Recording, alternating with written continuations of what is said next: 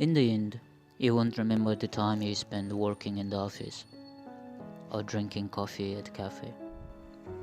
Life is not just only for spending, it's about challenging yourself, push yourself to the limit, to unlimit yourself, to expand your perspective.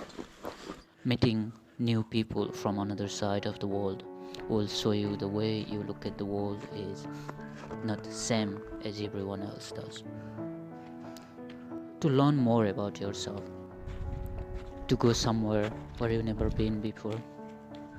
to create memories, stories, to share, to motivate people around you, to share how beautiful it is to be in the mountain, into the nature, to share how beautiful it is to be scared, to be out of your comfort zone, to share how much you're gonna learn about yourself, which will be a lot useful for your journey of life, to share how beautiful it is to be around the people who are not from the same culture, and most important, to know life you are living is a dream life for someone else, which will help you to appreciate who you are and what you have. It will give you value of yourself and what you have.